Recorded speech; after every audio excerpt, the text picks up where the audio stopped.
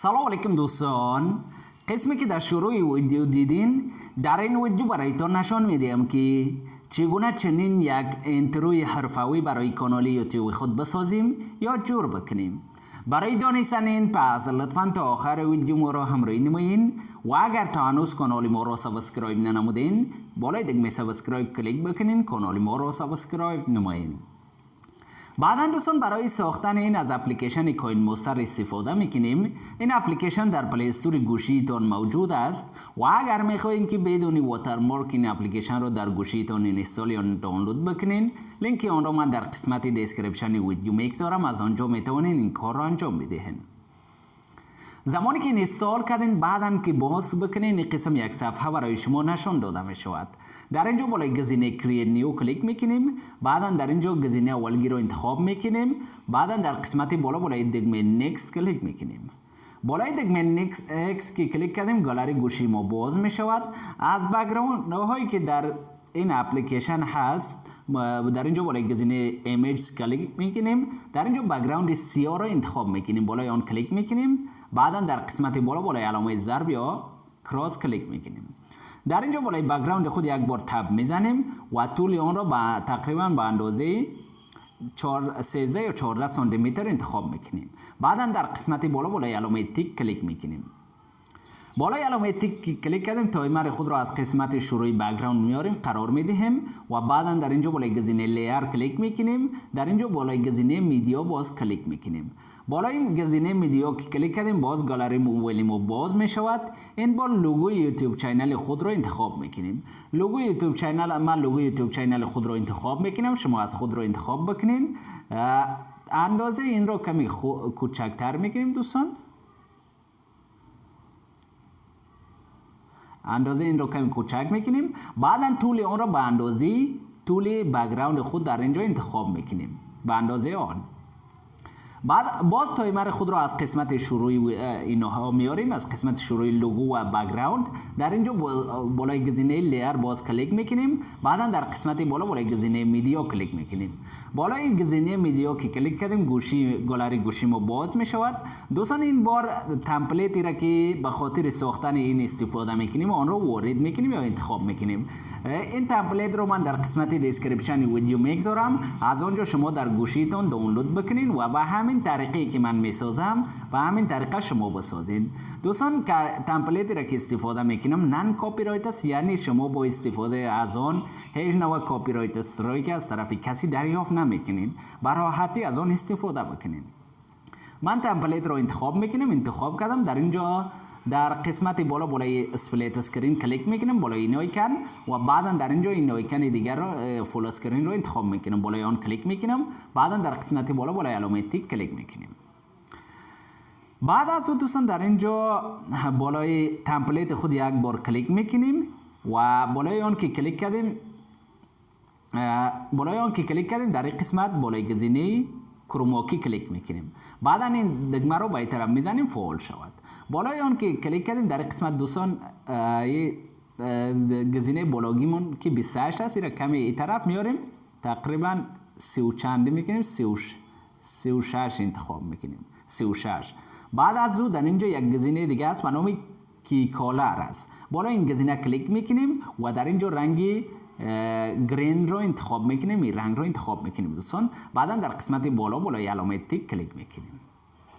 حال در قسمت بالا بالای علامه تیک کلیک میکنیم. بله در اینجا کمی به این طرف میایم، به سمت چپ میایم. در قسمت میبینیم که لوگوی در اونجا لوگوی ما منظم در به اندازه دایره که در پشت سرش هست نیست، لوگوی ما خرد است. میخوایم لوگوی خود را به اندازه آن دایره که در پشت سر آن است به اندازه آن برابر بکنیم.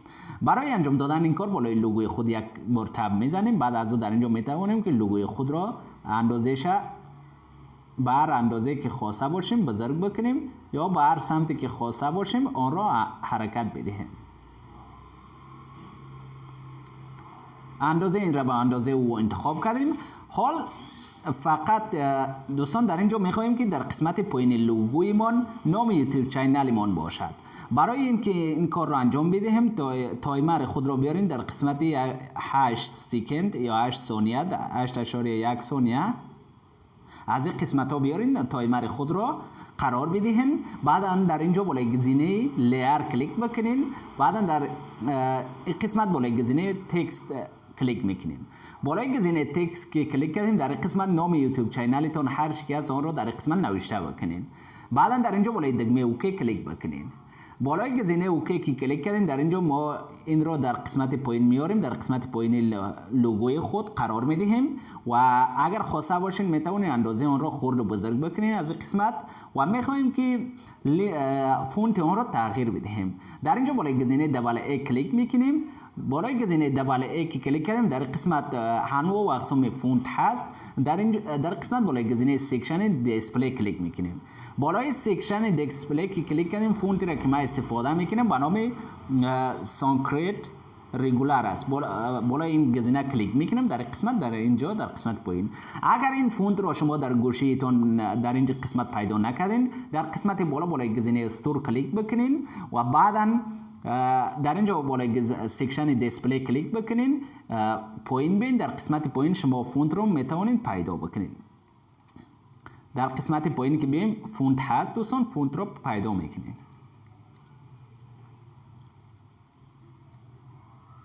در اینجا فونت هست بالای آن که کلیک بکنین. بعد از او در اینجا دکمه دانلود برای شما نشان داده می شود. بالای دانلود کلیک بکنین دانلود شود. من قبلا دانلود اینستال کردم در اینجا اینستال نوشته است. از اینجا بک میکنیم و در قسمت بالا بالای علامه ضرب کلیک میکنیم. در اینجا بالای گزینه دیسپلی کلیک میکنیم و در قسمت پایین این فونت رو انتخاب میکنیم سانسکریت رگولار بالای آن کلیک میکنیم. بعد از او در قسمت بالا بالای علامه ضرب کلیک میکنیم. اگر خواستین که دوستان رنگ فونتتون را شما تغییر بدهین در اینجا بالای این آیکن کلیک بکنین. بعد از اون انواع و اقسام رنگ ها در قسمت هست میتونین انتخاب بکنین. به طور مثال من میخوام که این رنگ را انتخاب بکنم. این رنگ آبی را با آن را انتخاب کردم. بعد از اون بالای علامه تیک کلیک میکنیم. رنگ انتخاب شد یا در اونجا تغییر کردم. حال میخوایم که با این تکسی را که دادیم دوستان یک انیمیشن بدهیم. به خاطر این در اینجا بالای گزینه این انیمیشن کلیک میکنیم. بعدا بالای گزینه فید کلیک میکنیم و در اینجا این تایمر آن را 1.5 انتخاب میکنیم. بعدا در قسمت بالا بالای علامه تیک کلیک میکنیم. در اینجا میبینیم که طول تکست ما کوتاه است به اندازه تمپلیت ما نیست. آن را کمی طولانی تر میکنیم به اندازه تمپلیت خود. بعدا در قسمت بالا بالای علامه تیک کلیک میکنیم. تمام تنظیمات رو تقریبا ما انجام دادیم. فقط یک تنظیم دیگه باقی مونده. در اینجا بالای گزینه سیتینگز کلیک میکنیم. بعدا در اینجا بالای ویدیو کلیک میکنیم. در اینجا دوستان این دکمه رو با این طرف میزنیم فعال شود و در این قسمت تایم آن رو فقط 1 ثانیه انتخاب میکنیم. بعدا در قسمت بالا بالای علامه ضرب کلیک میکنیم. حال ما تمام تنظیمات را انجام دادیم. فقط میبینیم که این رو یک بار پلی میکنیم میبینیم که آیا جور شده یا خیر تمپلیت یا خیر.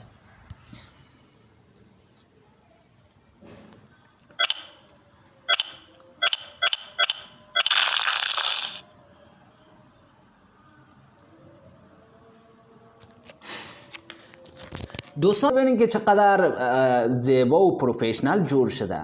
با این طریقه شما میتونید که یک اینتروی زیبا برای کانال یوتیوب خود بسازید. اگر خواستین که این رو ذخیره بکنین در گالری گوشیتون در اینجا در قسمت بالا بالای این آیکن کلیک بکنین. بعدا در اینجا فول اچ دی رو انتخاب بکنین و در اینجا سی رو انتخاب بکنین. در قسمت پایین های رو انتخاب بکنین و در اینجا بالای دکمه سیو کلیک بکنین. در گالری گوشی شما این ذخیره میشه. با این طریقه شما میتونید این کار رو انجام بدهید. تا ویدیوهای بعدی الله حافظتان.